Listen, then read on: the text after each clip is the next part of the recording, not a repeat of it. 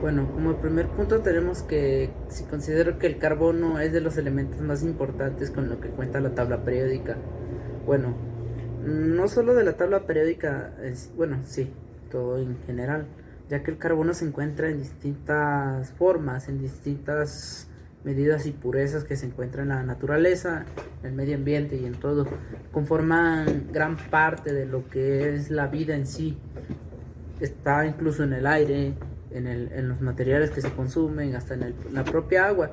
Sin embargo, como decía, hay diferentes tipos en los que se encuentran, diferentes compuestos. Es una materia fundamental para la vida, ya que sin el carbono muchas de las cosas, de las materias primas que se tienen, no existirían. Bueno, continuando con el tema, tenemos que cómo describiría las principales diferencias entre los elementos alcanos, alquenos, alquinos, cicloalcanos y cicloalquenos. Bueno, para empezar, ¿qué tienen en común estos? Que todos están compuestos a base de carbón. Son básicamente hidrocarburos. De eso los hidrocarburos, las gasolinas, los combustibles fósiles que se utilizan son los que llevan esta sustancia, este mineral, ¿qué son los alcanos? Los alcanos en sí están compuestos por enlaces sencillos y que son fáciles de detectar. Por otro lado tenemos alquenos, que también son hidrocarburos. Estos presentan enlaces dobles entre un par de carbonos. Al igual que los alquinos, solo que estos tienen enlaces triples de átomos de carbono mediante uniones. Y por otro lado, los cicloalcanos también, al igual que los anteriores, son hechos a base de carbono, y su estructura se conforma por átomos de carbono unidos mediante simples formas de anillos. Es una estructura muy peculiar debido a que mantienen todos los extremos unidos. Y por último, los cicloalquenos, que al igual también son hidrocarburos formados por carbono que se encuentran unidos, con menos enlaces, pero con más enlaces dobles, que eso suena un poco contradictorio, pero es la forma en la que se unen también. Y estos se enlazan de extremo a extremo. Bueno, como siguiente punto tenemos que en dónde podemos encontrar ejemplos de la química orgánica. En sí, la química orgánica lo que estudia son las sustancias, las materias que se encuentran en la naturaleza sin estar alteradas. ¿Dónde las podemos encontrar? Pues en diversos estudios, ya sea de compuestos naturales, compuestos artificiales y sintéticos que salen a través de estos. Este, un ejemplo de esto sería el estudio por ejemplo, de las aguas residuales que quedan, qué uso se les puede dar, qué procesos químicos se les puede dar. Se ha llegado a muchos estudios donde mediante compuestos naturales de algunas plantas o algunos minerales, estas pueden limpiarse y purificarse, por decir algún ejemplo.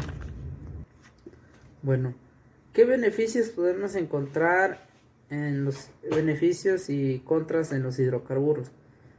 Es un tema muy complejo para explicar, pero en beneficios actualmente se tiene que son los más sustentables, ya sea para lo que viene siendo el transporte, los combustibles, las gasolinas que se utilizan, proporcionan un rendimiento muy superior, y mediante la ingeniería y todo lo que se le ha aplicado a los distintos vehículos y formas de traslado del ser humano, pues es el método más eficiente que se tiene actualmente para transportarse, ¿no?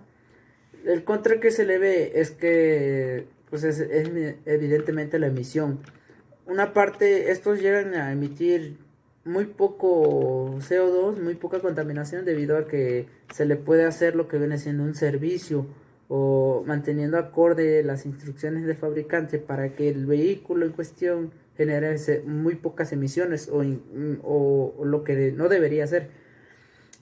Bueno, por otro lado, lo que no debería hacer es que el dueño, el individuo, no haga este tipo de servicios y entonces el coche empieza a hacer, el rendimiento baja, empieza a contaminar más y cosas así.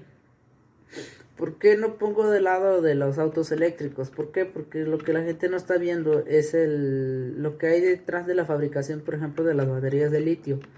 ¿Qué están usando para fabricarlas? ¿Acaso no contaminan? Sí, es una gran pregunta que pues aún no se hacen, o al menos no tienen noción.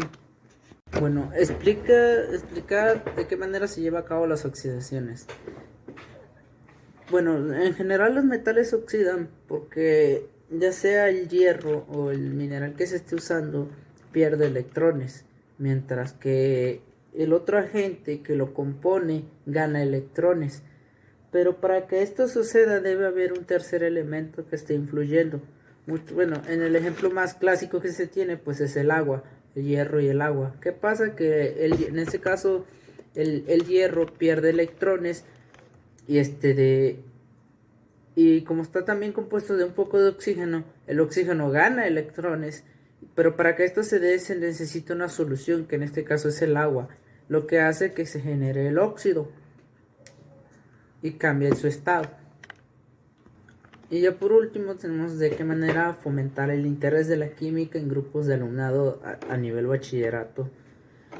Bueno, para empezar, los tiempos cambian y las generaciones también cambian. El método tradicional de química en el que se enseña química es un poco de poco interés para los alumnos de hoy en día.